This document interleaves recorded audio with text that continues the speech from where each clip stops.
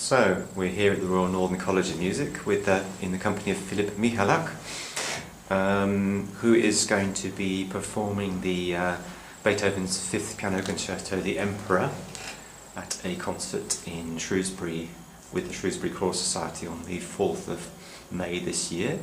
And Filip's very kindly agreed to be interviewed, so we come up to do that.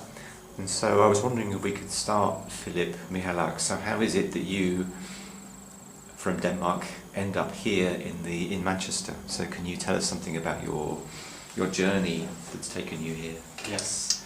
Well, I had my first encounter with Graham Scott, who is my current teacher here at the RCM, at the Nordic Piano Competition in 2017, so 2 years ago. And after the competition we had the possibility to have a masterclass with some of the jury, and I was lucky to meet Graham, and we had a very good connection, and this led me to apply to the RNCM here after the masterclass, and I was accepted in 2018 and pursued my postgraduate diploma here. And the year went so fast that I decided to stay here for 1 more year, or more, who knows. And yeah, that's how I ended up at the Royal Northern College of Music. So it's very much a matter of personal connection rather than a particular preference for England as a place to Yes, do it's studies. definitely about the teacher. I would never go to a place where I don't know who I'm going to study with. So the teacher aspect is very important to me, and I think it should be to everyone, because you are not going to accomplish things just by going to somewhere you like to be. You have to have the right guidance.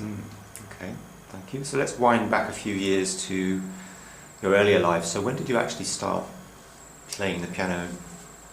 That's a funny question, because when I was 5 years old, I was begging my mother to play the piano. She's a piano teacher, by the way.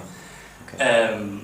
But she said that I didn't really have the sense of rhythm, and maybe it's too early. I kept trying to persuade her to make me start playing the piano, but it took her 3 years to convince her. So when I was 8, I started to play the piano. And did you have lessons from your mother? No, I did not. That wouldn't work out, I guess. So I had a Russian teacher, and she spoke Russian to me, even though I didn't understand. But my teacher, she understood Polish. Both my parents are Polish, so I could answer in Polish. Of course, the first 2-3 years I had my mother translating everything, but after a while I somehow learned to understand the basic Russian, and that's how it started. So I gather that Russian and Polish are actually quite similar. Yes, they have lots of similarities, but of course it is a different language, and you would have to study it to actually be able to speak it. Okay, so you started studying piano at the age of 8? Yes. So what year are we talking here? We are talking 2002. 2002, Yeah. okay. And so what course did your musical development then take in Denmark? Well, I was just having private lessons, I think, until I was 14 or 15. And then I attended so-called pre-college in Denmark, and I had different teachers throughout this time. And I ended up at the Royal Danish Academy in Copenhagen when I was 19. Stayed there for 2 years. On my 3rd year I applied actually to New York. I was accepted on exchange, but I decided not to go just 2 or 3 weeks before I actually was planning to go. And that was because I met a teacher in Sweden I had some master class, and I just connected so well with her that I canceled everything and went to Sweden for my third year bachelor. And I decided to stay there 2 more years after that to do my master's degree in Stockholm. Yeah, and after that I came here to RCM. So would that be the kind of formative influence, that teacher in Sweden of that time of your life, would you say? Were there other teachers who really stood out for you as well? She is definitely the one who probably taught me the most things about the piano playing, but yeah, I'm very happy that I made that decision to go to Sweden, and I've had many different teachers, and especially my first teacher, the Russian lady, was a big influence, and she's almost like a grandmother to me. So you're still in touch with her? Yes, I indeed. Okay, so you keep up with all of your previous teachers, or at least some of them? Most of them, yes. Oh, that's good. And do they follow you? Do they follow you? Do they come to any of your performances? Yes, they do actually. Whenever I'm in Denmark, my first teacher would come to the concerts, and some of the teachers I had in pre-college have been to my concerts, and yeah, whenever someone can come, they will come. And what age were you when you first started to perform? I entered a competition when I was 9 years old in Denmark, so pretty soon after I've started, and I won the second prize. So yeah, from the very beginning I enjoyed being on stage and sharing the music. So you like the limelight? Yes, I do. Yeah. Of course it gets more difficult the older you get, much more competition, and there are so many great musicians and pianists that it takes a lot of time and effort to actually say something unique.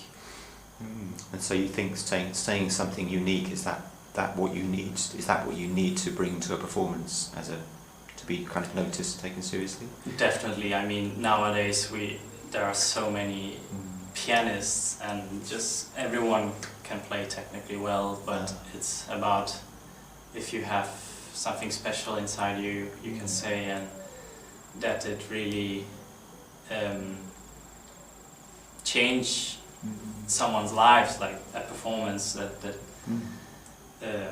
is very important to have a message to the audience.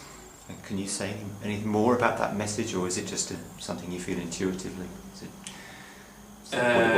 Both yes and no. You feel it intuitively. On stage, you don't always plan what it is like, but sometimes the atmosphere of the room can trigger something inside you that makes you play a certain way. And that has happened to me many times, that some kind of silence from the audience, or just some intuitive feeling comes up, and you play a certain way. But I also do practice emotions when I prepare a concert, that okay, what is this feeling here, and it doesn't necessarily have to be every time I practice, but it's good to have an overview of what's happening in the piece and what you would like to say. So when you say you practice the emotions, does that mean that you try to channel the emotion of the piece? Yes, definitely. So it comes from the piece that you're playing? But does that then also channel back into the piece? I think so, it does. Yeah, definitely. It's it just happens naturally, actually. It's not. But I also try to experiment with different emotions. That, okay, let's say this is a happy place, but I tell myself, okay, try to play it sad. Try to experiment with some other feelings and emotions that you just broaden your palette of emotions. Fascinating. Yeah. So the idea, that interplay between the performer and the music and the audience, so that whole relationship is a sort of dynamic one that changes from venue to venue. Yes, definitely. And that's what's so fascinating about music, that it's never the same. You can play a piece hundreds of times and it will be different every time. So I guess that's what we're living for. And do you have a particular favourite venue or a sort of place that you feel most comfortable, most at home in?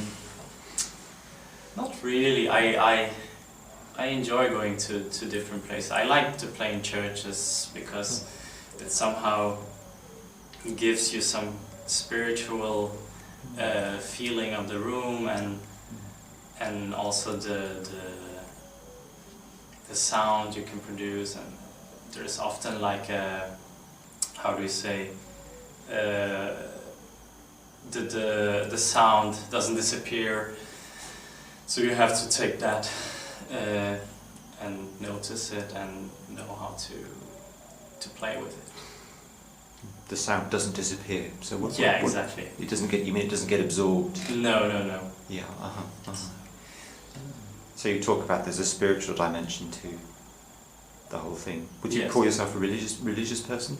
Yes, I'm born in a Catholic family in Poland, and we've always been very close to the church, and I think it also helps me with playing, that sometimes you have music like the Fifth Concerto of Beethoven that is something beyond maybe this earth, and I when I think about it, it's easier for me somehow, because I'm so used to thinking in this kind of terms, with a god or something supernatural. Thinking in terms of something transcendent. Yeah, exactly. And do you get that? And would you say you have that experience when you play?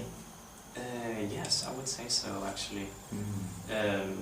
It happens whenever something is, for example, in the second movement.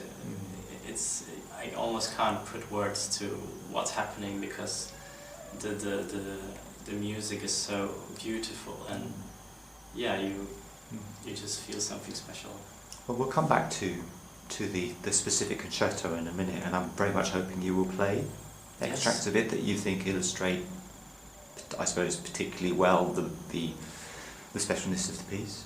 Yes. But could we, for the lay person, could we talk a little bit about Beethoven more broadly? So it's 200 years since his death, and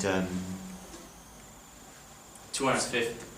200, I think. Yeah, 200, sorry. I think he died in 1820. 1820. Yes, so that's right. So, and he's clearly one of the most best loved and most frequently performed of all classical composers. Can you say anything about this sort of, about Beethoven's legacy, about what makes him special? What makes Beethoven special is his life, I think, like how he changes throughout. You see it in the piano sonatas, how the style is changing, and if you look at the first sonata and compare with the last piano sonata, the style is completely different, and it's something beyond this earth, I would say, and it really characterizes Beethoven, how he was as a person.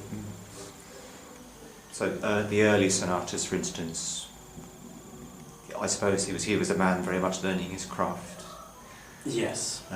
So you think that ability to channel the divine, those are my words, but was something that developed as he went through his life?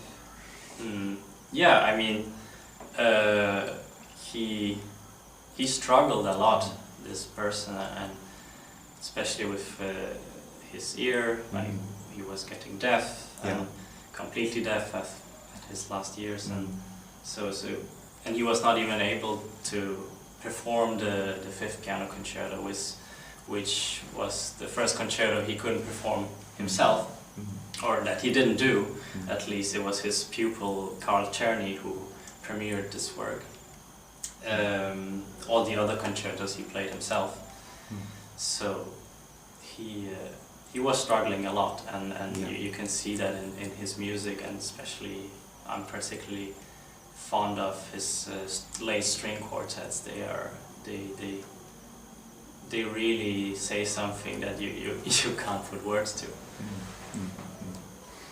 And so by the time the fifth concerto was written, that was was he already struggling massively with hearing loss by that point? Yes, already then he was experiencing hearing problems, but he was not completely deaf yet. But the amazing thing is that you actually, you would only say that personally the music gets better and better. As we talked about all this divine thing, it gets more real somehow. And you see the evolution of his character in the music. So that becomes more apparent, that sort of divine thread, or that sense of whatever is beyond or inexpressible comes through his music more and more clearly. Yes, I would say so. Yeah. Especially, as I said, in his late sonatas and piano sonatas, and maybe not as much in the concerto, but this is still an earlier work than the late string quartets and sonatas. But already then you see a huge difference from his first piano concerto and his fifth piano concerto. Okay, can you trace that difference? Well, how many years is there between the first and the last concertos?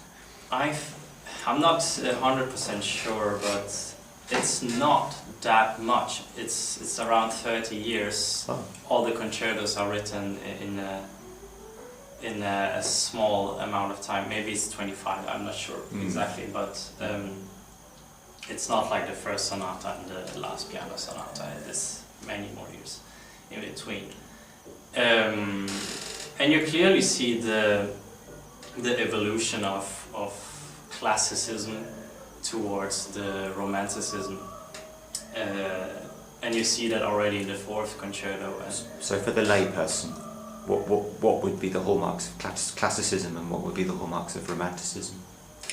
Well, the classicism has a clear structure, and you kind of know what will happen. And in the romantic era, you search much more for something different, some more emotions, and classical form is you have some certain ways to play it, and that was how people played Mozart and Haydn. There's some kind of, how do you say? Like a regularity? Yeah, regularity, and in the later works you see, okay, we are going somewhere with the music beyond that regularity. And you see that definitely in the fifth piano concerto. So could you say that in some ways a movement away from certainties of some sort towards something more open-ended? Yeah, definitely that you can have different emotions and opinions about some certain passages, and so they're open to interpretation. Yeah, the interpretation Yeah. gets very different. So let's locate the fifth. So the Emperor, roughly in the first decade of the 19th century? Yeah, it was written in 1809. Yeah. Between 1809 and 1811. Yeah. So at the height of the Napoleonic Wars. So yes. Does that have anything to do with the title that was given? Because it was later called the Emperor, not by Beethoven himself. Yeah, it was not by Beethoven himself. It was one of Napoleon's officers who I think said something like, the Emperor of the concerto, and it has stayed like that since. But yeah, you clearly see some kind of connection to the wars, the struggle of people, the passion, the heroism. So many different characters throughout the concerto that could represent the emotions and feelings of the people at this time. I'm thinking as well that that was a period of great change, great social change, rapid industrialisation, definitely, large-scale European war, as we've mentioned. Yes, so a time of great, in a sense, a time of uncertainty, which is presumably reflected in the music of, like you're talking, as we were saying, that it's more open-ended and less kind of, you don't know where you are with it in the way that you might do with Mozart or Liszt. Yeah. You definitely see that. Yeah. The individuality becomes a thing that people's emotions and feelings are important, and we see that through music how it changes, and that's I think it's a wonderful thing. So the emotions of the people the performers and the audiences, so are important. Yes, I think it's related to everyone. Yeah. Excellent.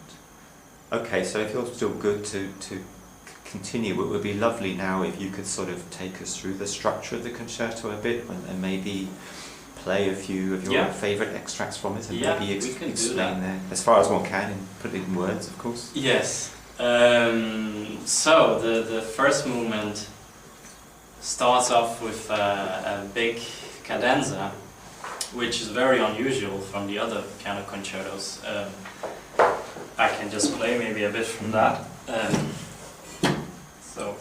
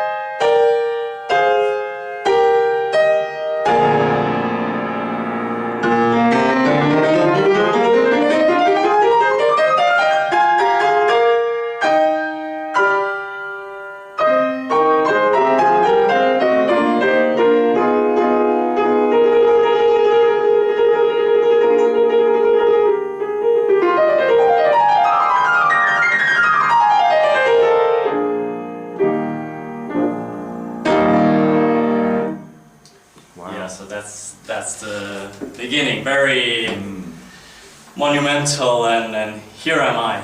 He really is proving a point. As we go through the concerto,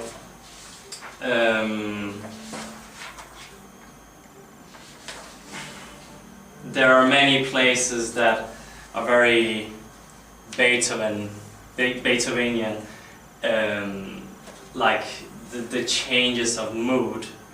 We can see that, for example, in one of the places in the exposition. I can try to play.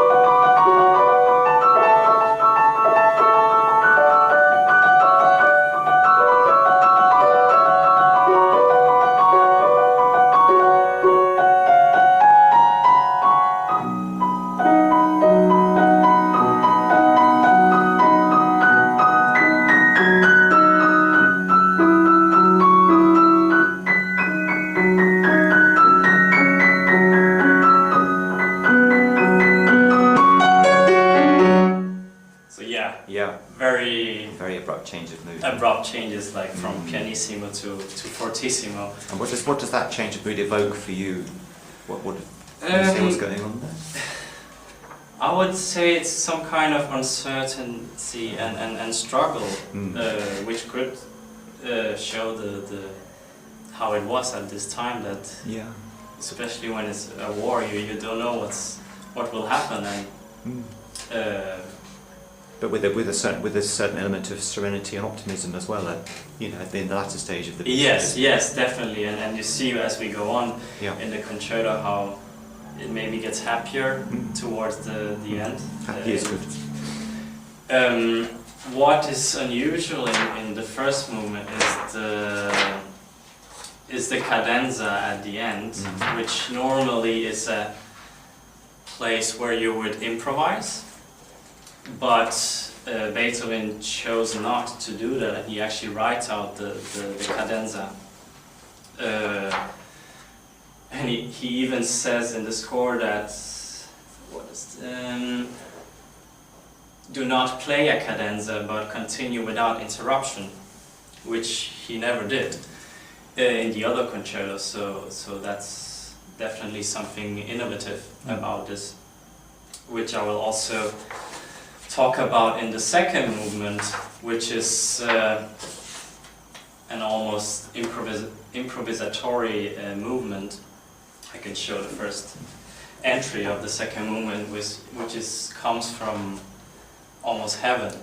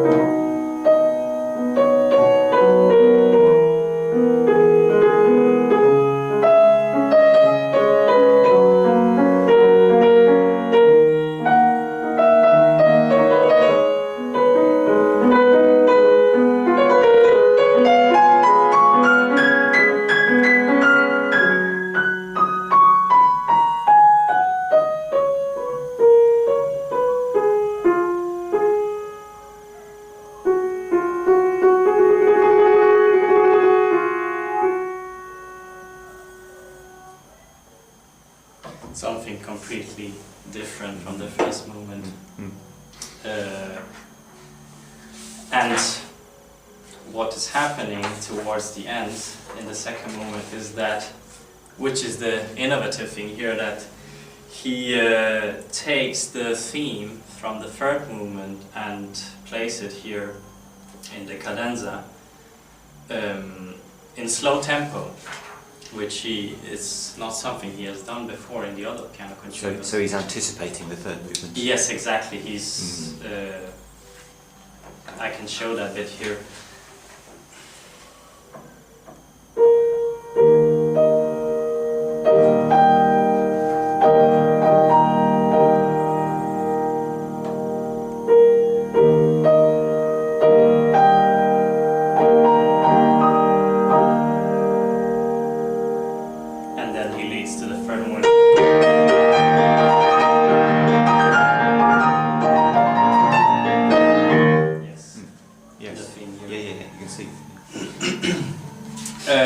And the last movement is a rondo, which is a piece of music that the theme in the beginning comes back during the piece.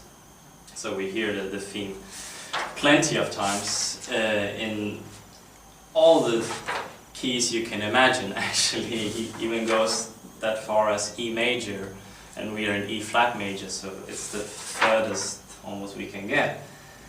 And the whole thing ends in a unison high-speed passage in the piano, and is ending with a triumphant orchestration, which is very happy and not so struggling as we just talked about, but something clearly happens throughout the concerto. So there's a kind of resolution. Yes, one would say tension and conflict. Yes, definitely.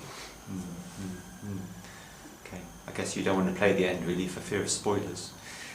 The end? Or the bit you've just been talking about, that sense of resolution. Yeah. Let's see if I can play.